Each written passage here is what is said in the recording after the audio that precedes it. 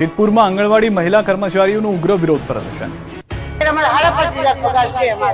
તો આ મોંઘવારી પ્રમાણે 5,500 માં પૂરું પડે. હાઈકોર્ટનો ચુકાદો આવી ગયો છે કે જે વર્કર હેલ્પર બંનેનો પગારમાં વધારો કરવામાં આવે, હેલ્પરનો 20,000 અને વર્કરનો 24,000 પગાર કરી અને અમને લઘુત્તમ વેતનમાં અમારો સમાવેશ કરવામાં આવે. છતાંય સરકારે અત્યાર સુધી એની કોઈ પણ અમલવારી કરી નથી અને દિવસે ને દિવસે કામનું ભારણ એટલું વધતું જાય છે. જેતપુર પંથકની આંગણવાડી મહિલા કર્મચારીઓએ પોતાની પડતર માંગણીઓને લઈને સરકાર સામે મોરચો માંડ્યો છે. 152 જેટલી આંગણવાડીની અંદાજે 300 જેટલી મહિલા કર્મચારીઓ કામથી અળગી રહીને હડતાલ પર ઉતરી. જેતપુર તાલુકા પંચાયત કચેરી ખાતે આજે આંગણવાડી વર્કર અને હેલ્પર બહેનોએ ભારે સૂત્રોચ્ચાર સાથે ઉગ્ર વિરોધ પ્રદર્શન કર્યું. હાઈકોર્ટના ચુકાદાનો અમલ કરી લઘુત્તમ વેતન આપવા, વર્ગ 3 અને 4 માં કાયમી સમાવેશ કરવા અને પગાર વધારા સહિતની 12 જેટલી મુખ્ય માંગણીઓ સાથે આ બહેનો રસ્તા પર ઉતરી. હાલમાં વર્કર બહેનોને માત્ર 10,000 અને હેલ્પર બહેનોને માત્ર 5,500 રૂપિયા પગાર ચૂકવાય છે.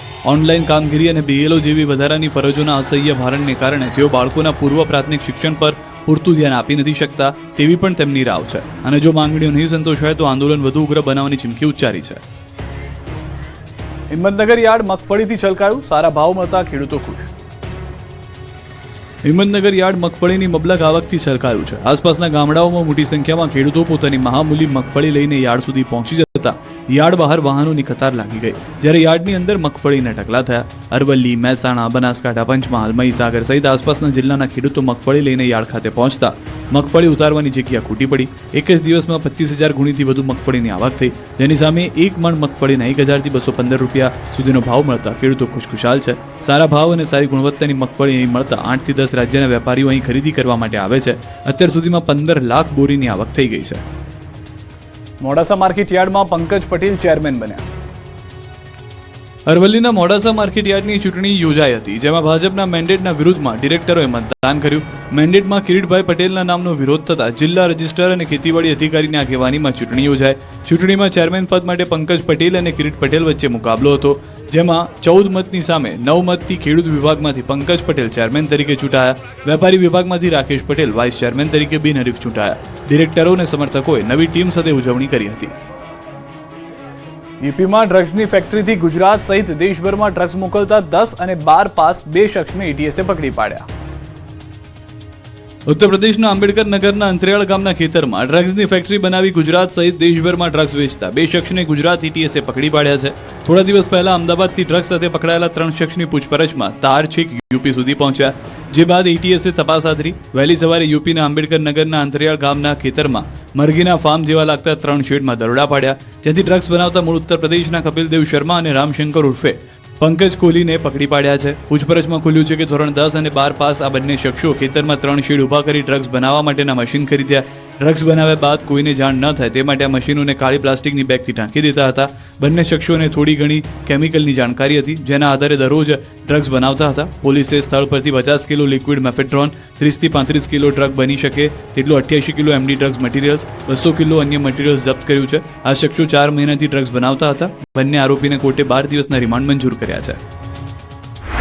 અંતરિયાળ વિસ્તારના જે ગામડા છે એમાં પણ ખેતર છે અને એની અંદર 3 નાના શેડ બનાવેલા હતા, જે કે ઓબ્વિયસ રીતે પોલ્ટ્રી ફાર્મ જેવો દેખાતો હતો. અને એની અંદર જે ટાઈમ ઉપર એ લોકો પ્રોડક્શન કરે ત્યારે મશીનો ઓપન કરવામાં આવતી હતી, નહીં તો એને કાળી જે થેલી હોય, મોટી થેલીઓ હોય એનાથી ઢાંકી દેવામાં આવતી હતી. અને સામાન્ય દિવસોમાં એવો કોઈ પણ પ્રમાણ ત્યાં ના મળે કે ત્યાં એક ક્લેન્ડેસ્ટાઇન લેબોરેટરી ચાલી રહી છે. સ્થળથી એ 2 લોકો મળી આવ્યા છે. એ લોકોનો જે અભ્યાસ છે જનરલી 12th પાસ અને 10th પાસ બંને છોકરાઓ છે, તો એને થોડી ઘણી કેમિકલ્સની સમજ છે.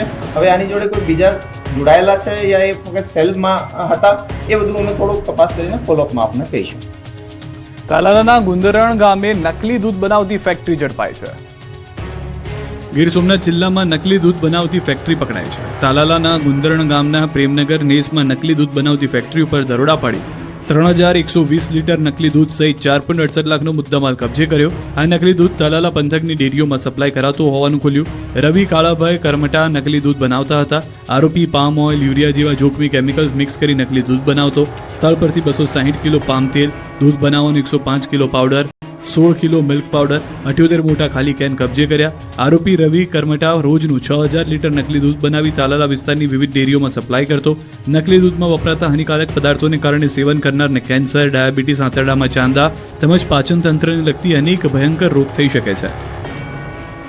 રાજકોટના લોધિકાથી નકલી જંતુનાશક દવા બનાવતી 3 ફેક્ટરી પકડાઈ. ખેડૂતો ગમે ત્યાંથી જંતુનાશક દવા ખરીદતા નહીં, કેમ કે ખેડૂતોને બરબાદ કરવાના ષડયંત્રનો પોલીસે પર્દાફાશ કર્યો છે. રાજકોટ જિલ્લા પોલીસે ડુપ્લિકેટ દવાઓ સાથે 4 આરોપીઓને પકડી પાડ્યા છે. લોધિકાના અલગ અલગ 3 કારખાનામાંથી ખેતીવાડીની ડુપ્લિકેટ જંતુનાશક દવા ઝડપી પાડી. યુનાઇટેડ ફોસ્ફરસ લિમિટેડ કંપનીની ડુપ્લિકેટ દવા બનાવવામાં આવતી હતી. પોલીસે કુલ 25.07 લાખનો મુદ્દામાલ કબજે કર્યો. આરોપી પૈકી સાહિલ ટીબડિયા વિરુદ્ધ અગાઉ શાપર વેરાવળ પોલીસ સ્ટેશનમાં ગુનો નોંધાઈ ચૂક્યો. ધ્રુવ પટોડિયા, ધવલ કોરાટ, સાહિલ ટીબડિયા, કશ્યપ આકોલિયા સહિતના વ્યક્તિઓના નામ ખુલ્યા.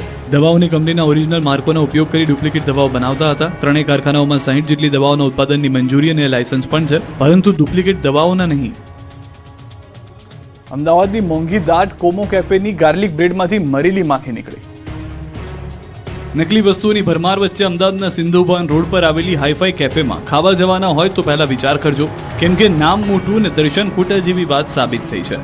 અમદાવાદના મોંઘાદાટ કોમો બાય કફાની ગાર્લિક બ્રેડમાંથી મરેલી માખી નીકળતા ખળભળાટ મચી ગયો. શાહીબાગ વિસ્તારમાં રહેતો ધ્રુવિલ પટેલ નામનો યુવક પત્ની સાથે જમવા કેફેમાં ગયો. ગ્રાહકે જમવામાં 850 રૂપિયાની કિંમતની પાસ્તા વિથ ગાર્લિક બ્રેડ મંગાવી, જેમાં ગાર્લિક બ્રેડમાંથી મરેલી માખી નીકળી હતી. ગ્રાહકે આ અંગે કેફેમાં ફરિયાદ કરતા બિલ ન આપીને કોમ્પ્લિમેન્ટરી પેસ્ટ્રી આપી વાત પૂરી કરી દેવામાં આવી હતી. ગ્રાહકે આ અંગે એએમસીને પણ ફરિયાદ કરી છે. ગ્રાહકની માંગ છે કે કેફે જેટલી મોંઘી રકમ ફૂડની વસૂલે છે તેની તેટલી જ મોંઘી સજા કરવામાં આવે. ત્યારે એટલા મોંઘા અને જાણીતા કેફેની આ પ્રકારની બેદરકારીને લઈને અનેક